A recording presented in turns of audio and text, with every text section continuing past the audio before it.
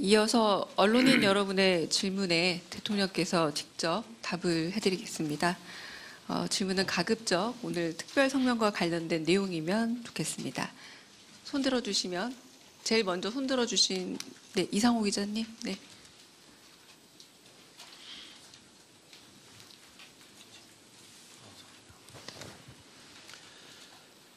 MBC 죄송합니다. MBC예요?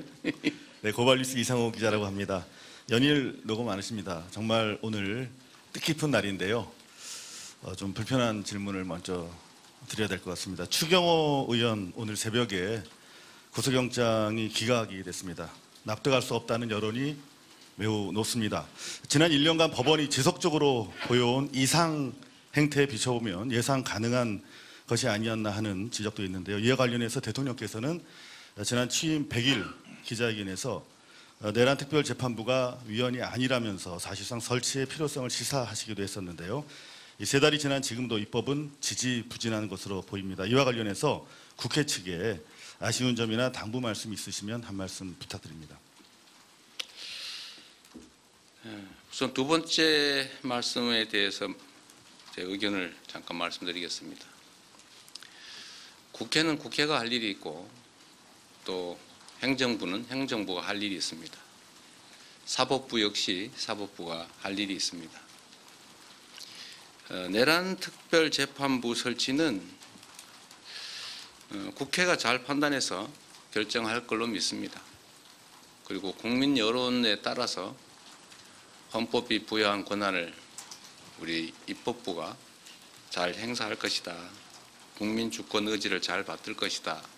그렇게 생각하고 믿습니다. 추경호 전 국민의힘 원내대표의 영장 기각에 대해서는 제가 특별한 의견을 드리는 게 부적절한 것 같습니다. 역시 우리 국민들께서 상식과 또 원칙에 따라서 판단하실 것이고 또 그 결과도 결국은 상식과 법률에 맞춰서 날 것이다 이렇게 믿습니다. 그 이상호 기자님은 MBC라고 여전히 생각하고 있는 정체성이 있군요. 네. 돌아가고 싶으신가? 네. 두 번째 먼저 손을 또 재빨리 들어주신 우리 송정호 기자님. 네. 네, 서울경제 송정호 기자입니다. 오늘 성명 중에 인상적이었던 부분이 민주주의 위기를 극복한 대한 국민들에게 노벨 평화상을 수상할 자격이 충분한 자격이 있다 이런 말씀을 하셨습니다. 이게 국민 노고에 대한 어떤 치하의 의미가 아니라 실제로 이제 올해 우리 국민들을 평화상에 추천할 어떤 절차를 밟으실지가 궁금합니다. 저 개인적인 생각을 말씀드릴 수는 있겠습니다만 그것보다는 저는 그런 의견을 가지고 있는데 이건 역시도 우리 국민들의 의사가 중요하지 않겠냐 그렇게 생각합니다. 더군다나 노벨상이라고 하는 게 뭐 정부가 수여하는 것도 아니고 다른 나라에서 그것도 객관적인 기구의 심의에 의해서 결정하는데 역시 세계 시민들의 그런 의사도 중요하지 않을까 생각합니다. 오늘 제가 이 말씀을 드린 걸 계기로 타당성 여부 또 현실 가능성 이런 것들에 대한 논의가 되면 좋겠다는 생각이 드네요.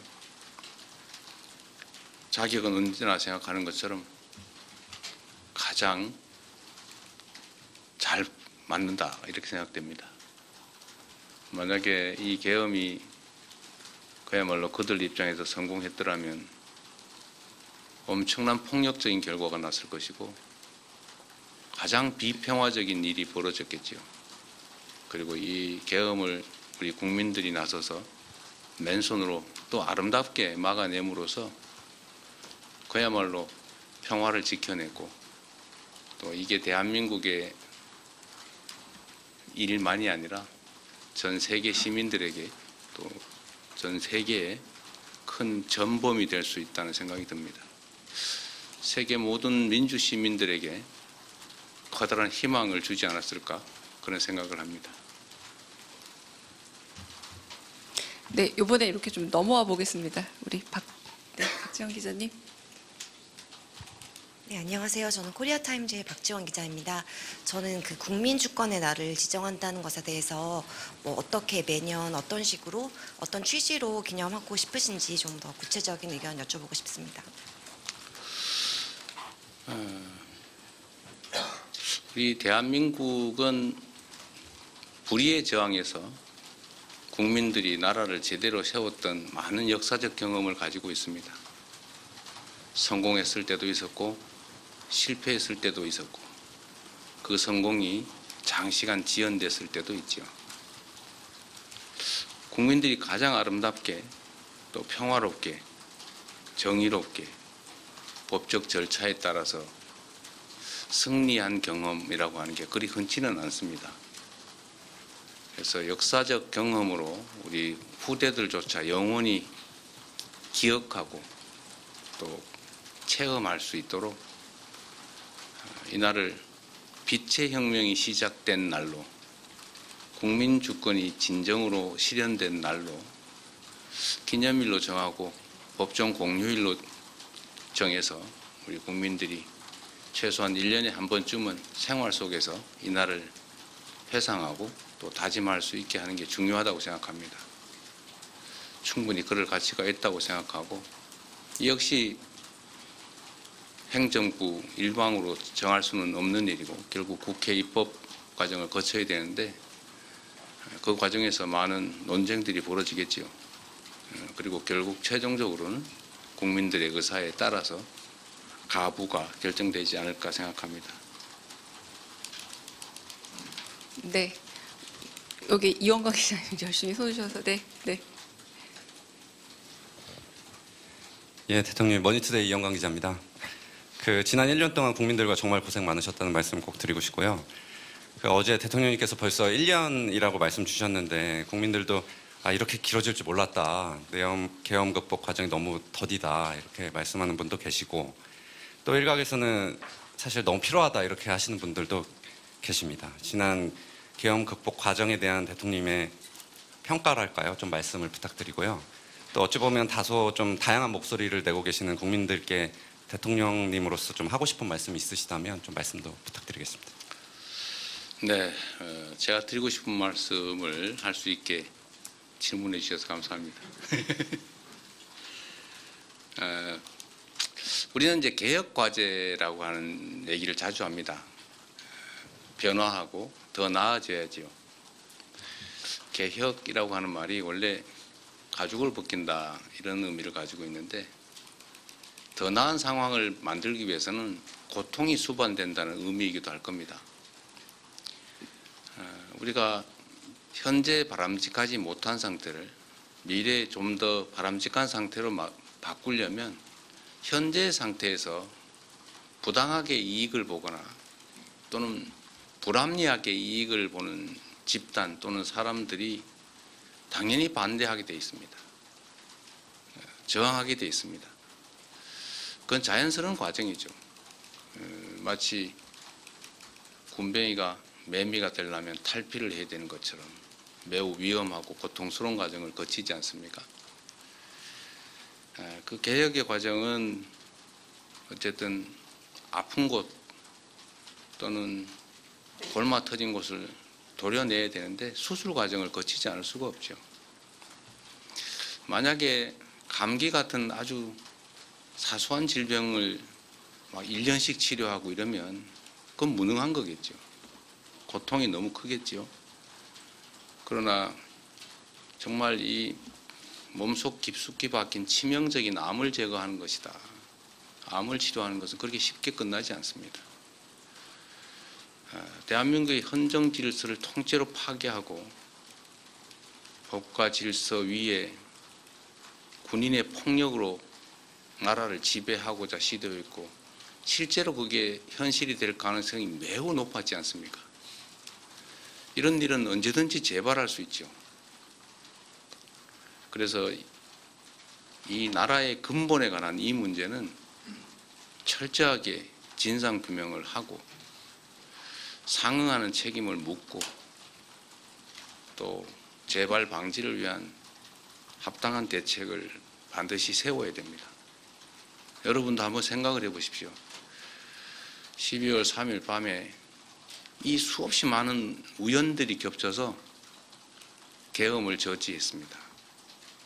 그리고 결국 계엄 수계의 퇴진 그리고 새로운 정부를 만들어냈는데 이 과정에서 정말 그 우연스러워 보이던 단 한 가지만 뒤틀어졌더라도 계엄이 성공했을 가능성이 높습니다.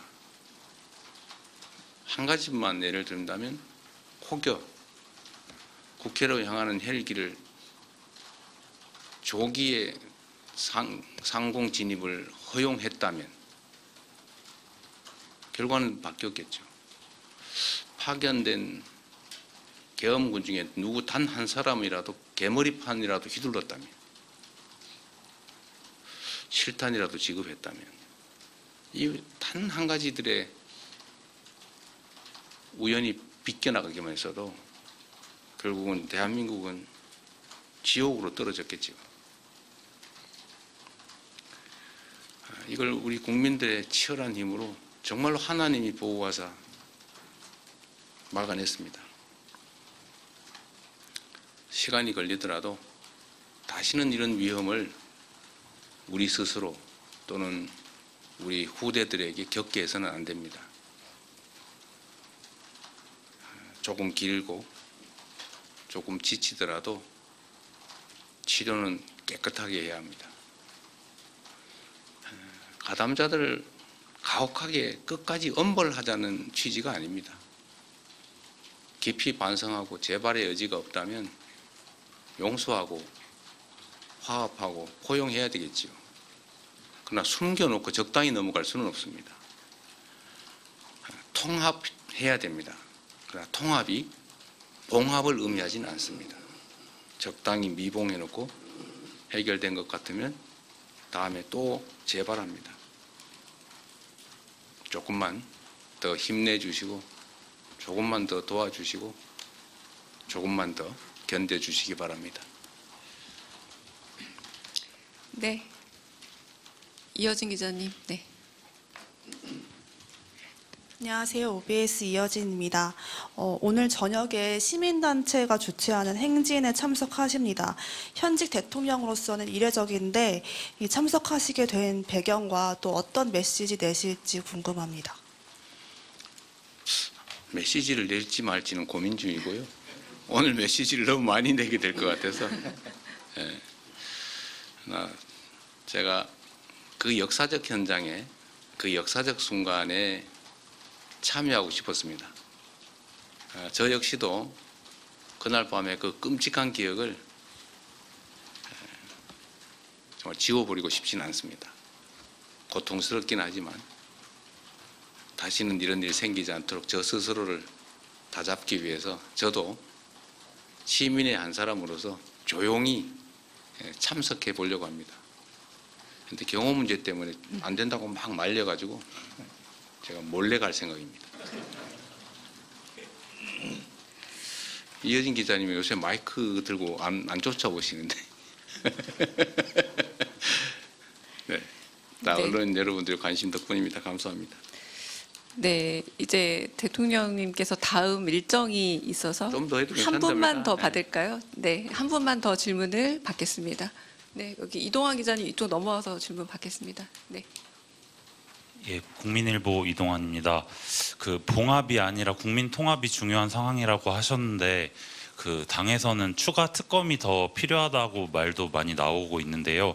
그 필요성에 대해서 좀 어떻게 생각하시는지 대통령께 여쭤보고 싶고, 그 다음에 이제 전에 트럼프 대통령도 노벨 평화상 받아야 된다고 하셨는데 이게 어제 또 한반도 평화의 중요성도 말씀을 하셨고, 실제로 한반도 평화에 트럼프 대통령이 역할을 해서 진전이 있다면 촛불혁명 국민들과 이제 복수 추천하실 것도 하실 건지도 궁금합니다. 글쎄, 그게 뭐 노벨 평화상이 평생 하나만 있습니까? 우승 트로피는 아니잖아요. 매년 반복적으로 수여하는 것이고 이게 단기간에 끝날 일도 아니다. 그 말씀 하나 드립니다. 추가 특검 문제는 국회가 적절히 잘 판단할 거라고 생각합니다. 분명한 것은 지금 현재도 밝혀지지 않는 것들이 너무 많아 보입니다. 제가 그래서 며칠 전에 그 기사를 하나 일부러 저도 공감이 많이 가서 트위터에 게시했었는데 그거 아무도 몰랐지 않습니까? 그냥 풍선은 민간단체가 북한으로 보냈나 보다. 군대는 전쟁 유발을 위해서 한 일이 무인기를 반복적으로 북파했다. 그리고 일각의 의심으로는 무장 헬기들이 도발적으로 비행했다. 뭐 이런 정도였는데 웬만한 아파트 뭐 2층 크기만 하다 했나? 하여튼 그 대형의 선점 비라를 실은 풍선을 군에서 대북 심리전단? 네, 대북 심리전단에서 북쪽으로 보냈다. 그건 전혀 모르던 일이잖아요. 마치 다 드러난 것 같지만 우리 사회에 드러나지 않은 많은 부분들이 있는 것 같습니다. 현재 내란인 특검이 끝나더라도 그걸 이 상태로 덮고 넘어가기는 어려워서 뭐 보나마나 또 특별수사본부든 뭐든 꾸려서 계속 수사해야 될 텐데 그게 과연 이 정부가 하는 게 바람직할까? 엄청난 정치적 논란이 또 벌어지겠죠. 수술을 깔끔하게 빨리 잘 끝내야 되는데 수술 때문에 더 큰 고통을 겪지 않을까? 그렇다고 또 안 할 수도 없고 그런 복잡한 생각이 있습니다. 이런 문제까지도 아마 국회가 고려하고 있지 않을까 생각하는데 국회를 믿고 일단은 기다려 보겠습니다. 그리고 좀 더 하시라고 하십시오. 제가 40분에 출발하면 된다더라고요. 네, 그럼 저는 허락을 득하였으니 조금 더 질문을 받겠습니다. 거의 네, 다 끝나가는 것 같습니다. 네, 아까 송수석 기자 계속 손 드셔가지고 송수석 기자 먼저. 네. 네. 아, 죄송해요. 제가 지금 안경 안 써서 제가 조금 네. 성함을 헷갈렸습니다. 죄송합니다. 네. 네, 대통령님 연합뉴스 황윤기 기자입니다. 그 성명에서 말씀하신 것 중에 정의로운 통합이라는 단어가 눈에 띄었는데요. 그 야당에서는 뭐 윤석열 전 대통령에 대해서 다양한 의견들이 나오고 내부 갈등도 있는 상황인데 대통령께서 생각하시는 정의로운 통합의 범위는 어디까지인지 그리고 앞으로 좀 어떻게 실천해 나가실 계획인지 여쭙습니다. 제가 자주 말씀드렸지만 대통령의 역할은 제1이 국민 통합입니다. 제가 빈말로 드리는 말씀이 아니라 제가 특정 정파를 대표해서 대통령이 됐지만 대통령이 되는 순간부터는 대한민국 국민 모두를 대표합니다. 또 기본적으로 국가 구성원들 사이에 이해 충돌, 갈등이 있게 마련인데 이 충돌과 갈등을 조정하고 하나를 향해 나아갈 수 있게 하는 게 대통령의 가장 큰 역할입니다. 그 역할을, 그 책임을 잊지 않고 있습니다. 그런데 이 통합을 악용하는 경우가 많습니다. 전에도 제가 예를 들었지만 100개를 훔치던 도둑한테 통합의 명분으로 한 50개씩만 훔쳐라. 같이 가자. 좀 덜 훔쳐라. 반만 훔쳐라. 앞으로 갈취를 반만 해라. 자릿세 반만 뜯어라. 이렇게 하는 게 통합은 아니죠. 그러나 또 그들 역시도 우리 구성원들이기 때문에 교화하고 또 제재하고 함께 가야죠. 제가 말씀드리는 정의로운 통합이란 정의와 상식에 기반한 법률과 또 도덕에 기반한 모두가 동의할 수 있는 구성원들이 함께 가는 것입니다. 근데 이 통합을 자꾸 악용해가지고 우리의 악행을 반은 용납해 줘야 되지 않냐. 일단 벌어진 일인데 다 덮고 가야지. 앞으로 우리가 뒤에서 하는 거는 그때 가서 또 따지고 이런 경우가 있습니다. 이건 통합이 아니죠. 아까 말씀드린 봉합입니다. 그래서 제가 정의로운 통합이란 봉합 아닌 통합을 말하는 것이다. 국민 눈높이에 맞는, 국민이 동의할 수 있는 그런 공통의 지향점을 가지고 수용할 수 있는 범위 내에서 함께 가자, 그런 뜻입니다. 자꾸 악용하는 경우가 많아요. 그 좋은 말은 자꾸 악용하는 경우가 있는데, 이 정의라는 단어가 참 오염이 많이 됐습니다. 요즘은 그 오염이 조금은 거치고 있는 것 같아요. 그래서 제가 정의로운이라는 표현을 썼는데, 여러분 다 아시겠지만 가장 부정의한 자가 가장 정의라는 말을 많이 썼습니다. 전두환이죠. 정의사회 구현. 자신이 가장 부정의했는데 국민들에게 정의사회를 외쳤습니다. 그래서 사람들이 정의를 하고 하니까 아, 그 정의가 아닌가 보다 라고 해서 단어가 오염됐죠. 통합도 마찬가지입니다. 통합은 원래 그런 뜻이 아니죠. 제대로 된 통합을 하자, 그런 의미입니다. 네. 네. 네.